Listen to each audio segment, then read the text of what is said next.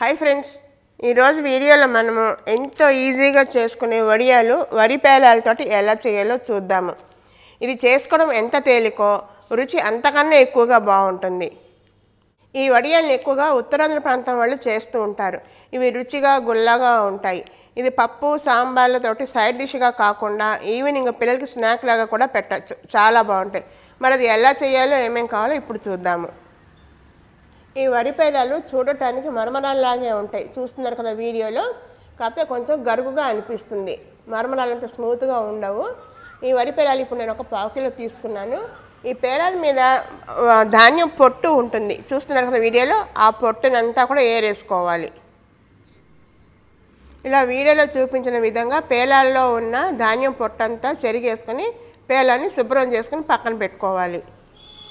ఇప్పుడు కారానికి సరిపడా పచ్చిమిరపకాయలు, అందులో కొంచెం పండుతూ ఉంటే టేస్ట్ చాలా బాగుంటుంది. పచ్చిమిరపకాయలు తీసుకుని అందులో సరిపడినంత ఉప్పు వేసి మెత్తగా గ్రైండ్ చేసుకోవాలి.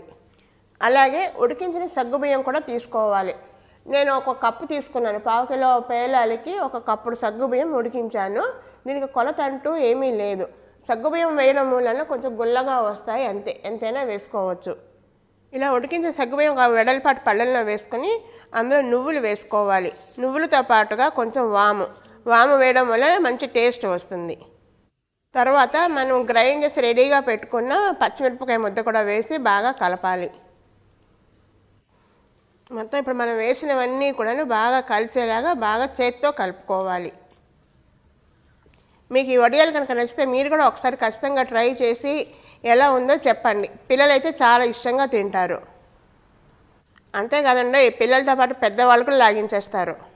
ఇప్పుడు ఈ పళ్ళని ఒక పక్కకు పెట్టుకొని ఒక పెద్ద గిన్నెలో నీళ్లు సగానికి తీసుకోవాలి. ఇప్పుడు ఈ నీళ్ళల్లో వరి పేలాన్ని కొంచెం కొంచెంగా వేసి 2 నిమిషాల సేపు ఉంచి గట్టిగా పిండేయాలి. పిండేసి మనం పక్కన పెట్టుకున్న సగ్గుబియ్యం పళ్ళం ఉంది కదా, అందులో వేసేయాలి.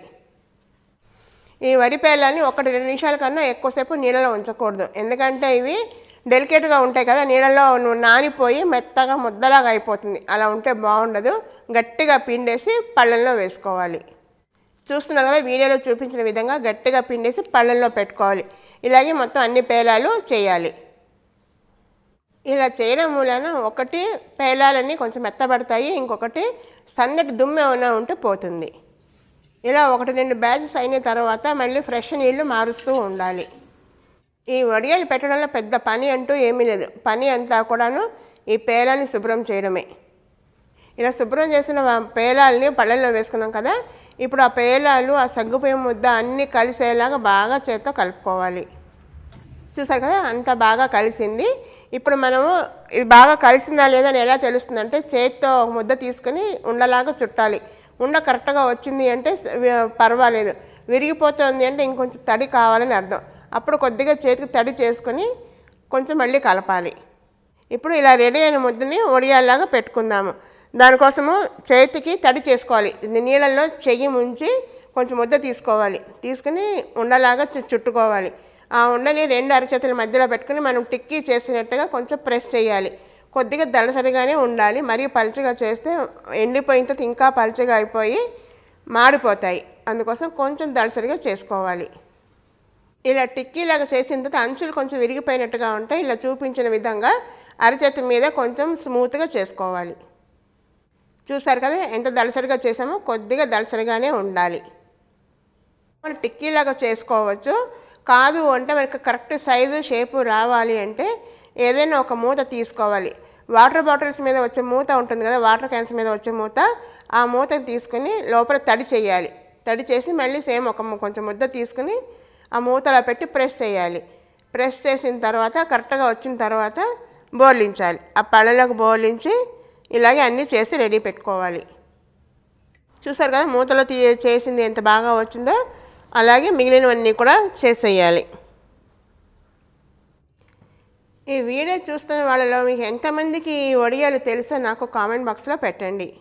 అలాగే మీరు ఇంక వేరే ఏమైనా వేస్తారేమో ఆ సజెషన్స్ కూడా ఇవ్వండి. చూసారు కదా అన్ని వడియాలు పెట్టడం అయిపోయింది. ఇప్పుడు వీటిని 2 రోజులు ఎండలో పెట్టాలి. దీనికి కనీసం 2 రోజులు ఎండడానికి టైం పడుతుంది, ఎందుకంటే కొంచెం దళసరిగా ఉంటాయి కదా. చూస్తున్నారు కదా వీడియోలో 2 రోజులు ఎండిన తర్వాత ఇలా గలగలమని సౌండ్ రావాలి. ఇలా ఎండిన వడియాలు ఒకసారి వేయించి చూద్దాం ఎలా వచ్చాయో. దానికోసం డీప్ ఫ్రైకి సరిపడా నూనె పెట్టి వేడి చేశాను. నూనె బాగా వేడెక్కింది. వేడి నూనెలో ఈ వడియాలను వేసి వేయించాలి. అప్పుడే చక్కగా గుల్లగా బాగా వస్తాయి. వడియాలు మాడిపోకుండా రెండు వైపులా తిప్పుకుంటూ చక్కగా ఎర్రగా వేయించుకోవాలి. ఇలాగే మిగిలిన వడియాలన్నీ కూడా వేయించుకొని ఒక ప్లేట్లో పెట్టుకోవాలి.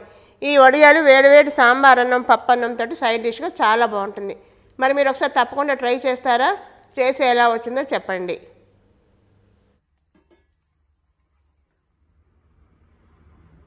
అంతేనండి, ఎంతో టేస్టీగా ఉండే వరి పేలాలు సర్వింగ్కి రెడీ.